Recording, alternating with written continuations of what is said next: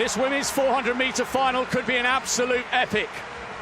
Can Sydney McLaughlin-Levrone repeat the heroics in the semi-final? Sydney McLaughlin-Levrone just ran the fastest 400 meters in decades, proving she's not just the queen of hurdles, but a force transforming track and field history itself. The question now, is she about to break the one record everyone thought was untouchable? She chose to skip her signature 400-meter hurdles event at the 2025 World Athletics Championships in Tokyo. This was the woman who had broken the 400-meter hurdles world record 6 times. She owns that event completely. Her current world record stands at 50.37 seconds, and no one comes close to touching it. So why would she give up a guaranteed gold medal to compete in an event where she faced much stronger competition? The risk was enormous. The flat 400-meter field included some of the fastest women in history. Marilady Paulino, the Dominican Republic superstar, was the defending champion and had been running incredible times all season. Salwa Eid Nasser from Bahrain was also in the mix, along with other world-class sprinters. These women don't just run fast, they run dangerously fast. McLaughlin-Levrone was stepping into their territory, leaving behind her safe space where she was untouchable. The Tokyo World Championships would either prove her incredible versatility or expose her as a one-event specialist who made a costly mistake. In 1985, East German sprinter Marita Koch ran 47.60 seconds in the 400 meters. For 40 years, that time has stood as the world record, but this record carries heavy baggage. After the Berlin Wall fell in 1989, the truth about East Germany's systematic doping program came to light. The details were shocking. German molecular biologist Werner Franke and former Olympic discus thrower Brigitte Barendonck wrote in a 1997 article, "Several thousand athletes were treated with androgens every year, including minors of each sex. Special emphasis was placed on administering androgens to women and adolescent girls because this practice proved to be particularly effective for sports performance." Koch herself always denied the allegations. "I never tested positive," she told the BBC in 2014. "I never did anything which I should not have done at that time." But the shadow of doubt remained over her record, and many in the sport considered it essentially unbreakable by clean athletes. For modern sprinters, breaking 48 seconds in the 400 meters became the holy grail. Getting anywhere close to Koch's time seemed impossible. This context makes what happened in Tokyo even more remarkable. McLaughlin-Levrone approached this challenge with a champion's mindset. "At the end of the day, this wasn't my title to hold on to, it was mine to gain," she said, reflecting on her approach. Her coach, Bobby Kersey, used boxing terminology to motivate her. Bobby uses boxing terms all the time. He said, "You've got to go out there and take the belt. It's not yours. You've got to go earn it." This mental approach proved crucial. McLaughlin-Levrone wasn't defending anything, she was attacking. Race day in Tokyo brought electric atmosphere. The women's 400-meter final featured the deepest field in decades. McLaughlin-Levrone had already made history by reaching the final, but now she had to deliver when it mattered most. "I felt that somebody was going to have to run 47-something to win this," Coach Kersey had predicted. "She trained for it. She took on the challenge, took on the risk. She's just an amazing athlete that I can have no complaints about tumult." The race evolved exactly as Kersey expected. From the gun, it was clear this would be something special. The field went out fast, with multiple women running personal best pace through the first 200 meters. McLaughlin-Levrone was in perfect position, running relaxed but ready to strike.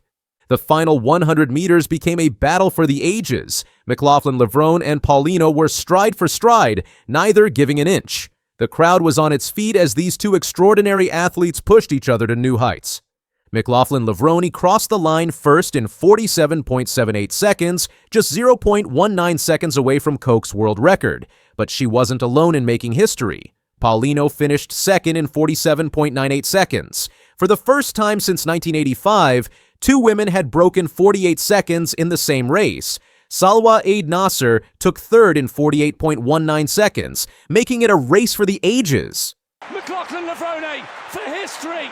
She's driving for the line, and she's done it! I knew it was going to be a battle down the home stretch, and it was just really about focusing on my lane and kind of trying to stay as relaxed as possible, McLaughlin-Levrone explained after the race.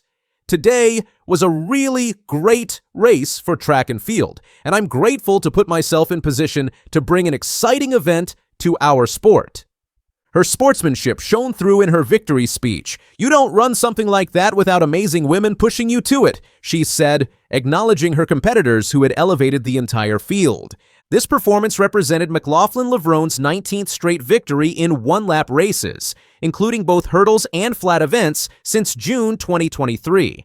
But this victory carried special significance. McLaughlin-Levrone became the first person ever to win world titles in both the 400-meter hurdles and the flat 400 meters.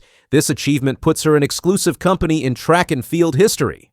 Very few athletes have ever dominated at the highest level in multiple events, especially events as demanding as these. The performance also established McLaughlin-Levrone as a legitimate threat to Koch's world record. Coming within 0.19 seconds of a time many thought untouchable by clean athletes, sends a clear message to the sport. The record that seemed unbreakable suddenly looks vulnerable.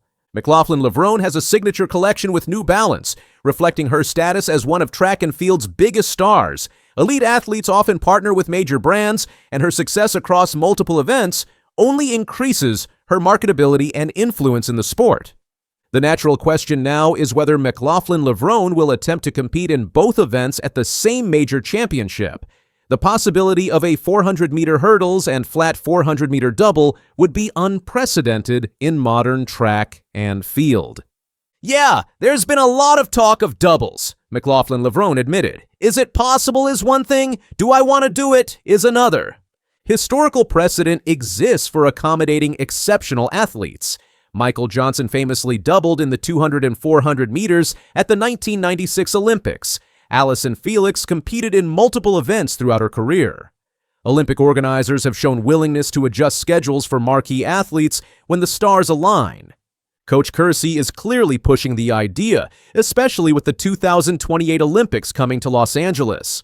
"We lost out here," Kersey told the Associated Press, referring to the Tokyo scheduling. Back then, in the day, they knew where the talent was and what was best for the fans, for the possibility to see greatness, and they adjusted the time schedule to it. But McLaughlin-Levrone remains realistic about the challenges. Those are two really hard events with really great fields. You cannot discredit any of those women. That's a big undertaking. The physical and mental demands of competing at the highest level in two different events would be enormous. Both the 400-meter hurdles and flat 400 meters require months of specific preparation. The techniques are lake training and race tactics are significantly different. Schedule conflicts also present major obstacles. Championship meets rarely accommodate double attempts in these events because of the demands on athletes and the complexity of organizing multiple rounds. Her faith plays a central role in her approach to competition. "I wanted to stay diligent in where I felt the Lord had me," she explained. This spiritual foundation has helped her navigate the pressures of elite competition and make bold decisions like switching events. The growth from hurdle specialist to multi-event threat showcases McLaughlin-Levrone's incredible athletic ability and willingness to challenge herself. She could have stayed in her comfort zone, collecting easy victories in the 400-meter hurdles. Instead, she chose to test herself against the world's best in a different event. Sydney McLaughlin-Levrone didn't just win in Tokyo, she redefined what's possible in track and field. Whether she attempts the unprecedented double remains to be seen, but her dominance across events has already secured her legacy as the greatest 400-meter hurdler of all time, and now a formidable force in the flat 400 meters. The track and field world waits to see what impossible barrier she'll break next. Toby Amazon going well, but look at Ditaji Kambundji in lane 3! The Swiss athlete steals it! This 23-year-old from Switzerland just destroyed every favorite in the most shocking upset you'll see this year. That's exactly what happened at the World Athletics Championships in Tokyo, when Ditaji Kambundji left the entire track and field world speechless.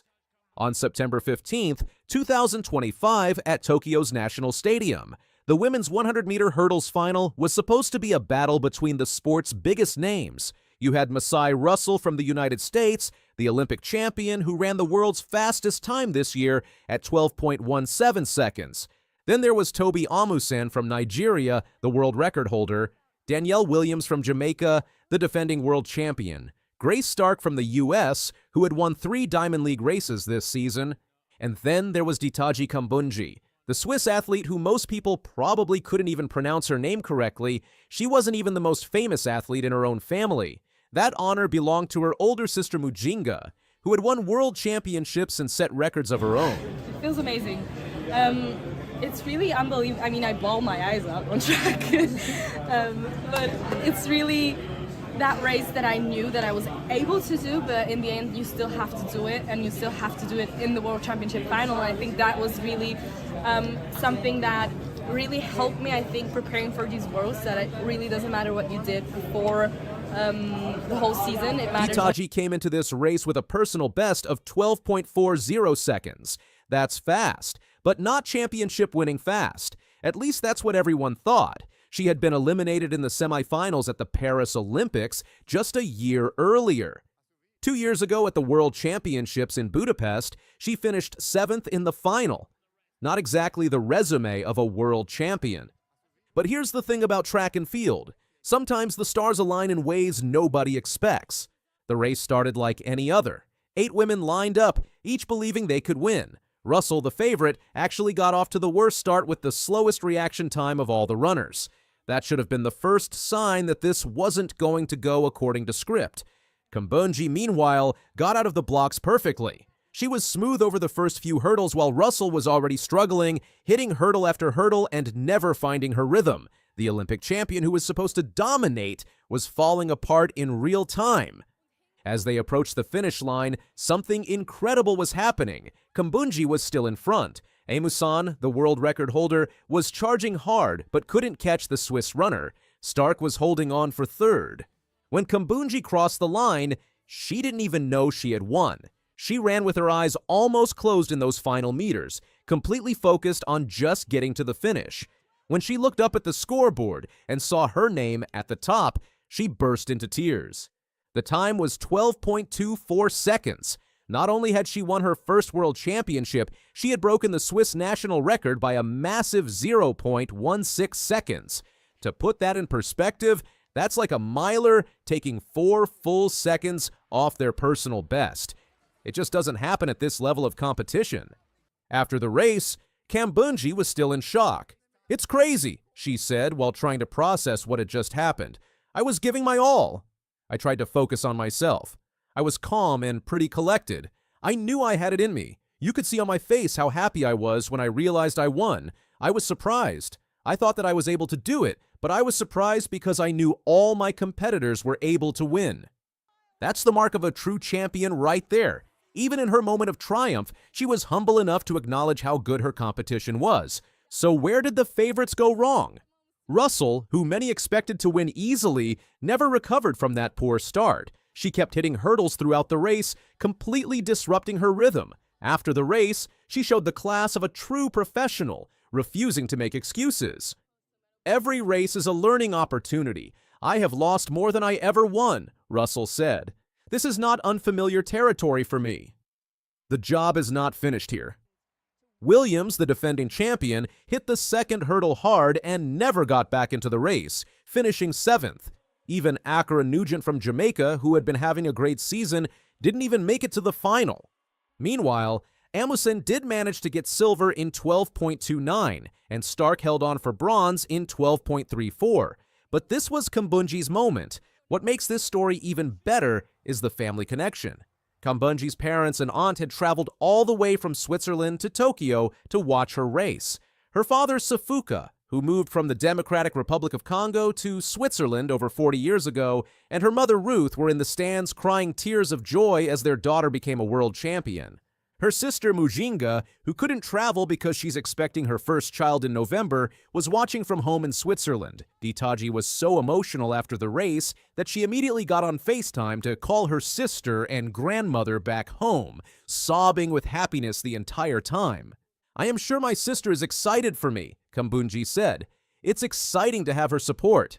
I was thinking about her a lot during these days. Our bond is really special. I know she will be thrilled. I am bringing home something really incredible." The victory was historic for Switzerland in multiple ways. It was the country's first ever gold medal in the women's 100-meter hurdles at a World Championships. Kambundji became just the third Swiss athlete to win a world championship in track and field, joining Andre Bucher, who won the 800 meters in 2001, and shot putter Werner Gunther, who won 3 titles in the late 80s and early 90s. But this wasn't just luck. Kambundji had been building toward this moment all season. She had been running consistently in the 12.40 to 12.50 range, which is good but not great. The difference was that she knew she had something faster in her. She just needed the perfect race to bring it out. I've been running very consistently in the 12.40 to 12.50 range this season, but I never had the race where I could do everything, she explained. I knew that a time in the 20s was possible. That confidence came from years of learning and growing. Her 7th place finish at the 2023 World Championships wasn't seen as a failure, but as a learning experience. She said, I'm sorry, I was at the 2023 World Championships were something that I really learned a lot from that race. It wasn't the race where I was maybe going for the medal, but I was still in that mix. And it taught me a lot, and I'm saying that. That's the mentality that separates good athletes from great ones. Instead of being discouraged by setbacks, Kambundji used them as fuel to get better. She also developed what she called a now or never mentality. Kambundji said, I feel very comfortable in the now or never zone. No matter what happened throughout the season, what happened in the preliminaries, what happened in the semifinal, it all comes down to this one moment. That mindset proved crucial when it mattered most. While the favorites were feeling the pressure of expectations, Kambundji was free to run her own race. She wasn't worried about defending a title or living up to world record times. She was just trying to run the best race of her life. The technical side of her victory was just as impressive. Her time of 12.24 made her the joint 7th fastest woman in history in the event. It was just 0.04 seconds off the European record that has stood for 27 years. For a Swiss athlete to run that fast was almost unthinkable before this race. What made it even more special was where it happened. Tokyo's National Stadium was the same venue where Kambundji had competed in her first Olympics back in 2021. That experience didn't go well, but it was an important step in her development as an athlete. It is amazing. It was my first Olympics, was here in Tokyo. That didn't go so well, but it was really an important milestone for me to be an Olympian, to run my first Olympic race, and now to come back and be world champion here in this stadium is very. The Swiss media went wild after the victory. The tabloid Blick wrote that the screams of her sisters must have been heard until the Japanese capital, calling the victory a sensation. Former shot put champion Werner Gunther jokingly suggested that Kambundji should be crowned Switzerland's first athletics queen. If you really look at my whole season, I've done a really good job of just, blocking out the outside noise and then just focusing on me, focusing on how I can continue to be the best Melissa that I can be. The women's 100-meter final at the 2025 World Athletics Championships in Tokyo was supposed to be a showdown. With Olympic champion Julian Alfred on one side, rising Jamaican talent Tina Clayton on the other, and veterans like Sha'Carri Richardson and Shelly-Ann Fraser-Price in the mix, the stage was set for a classic sprint duel. But instead, Melissa Jefferson Wooden turned it into a masterclass. Jefferson Wooden exploded from the blocks and within 50 meters had already built a lead that no one could touch. She powered through the line in 10.61 seconds, breaking the championship record and clocking the 4th fastest time in history. No woman had ever run that fast at a world championship before.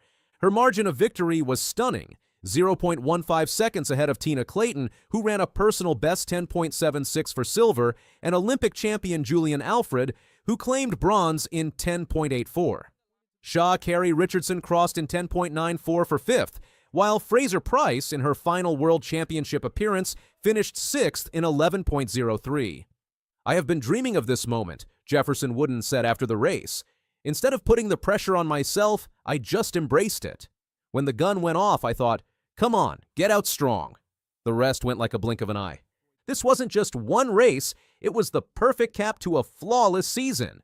Jefferson Wooden had not lost a single 100-meter all year. She had run under 11 seconds in every race, dominating fields across the globe and showing consistency rarely seen in sprinting. This year was about accepting that I wanted to be a better athlete and putting in the work to do so, she explained. The work clearly paid off. From the first Diamond League meets to the final in Tokyo, she was untouchable. Her victory also marked a redemption arc.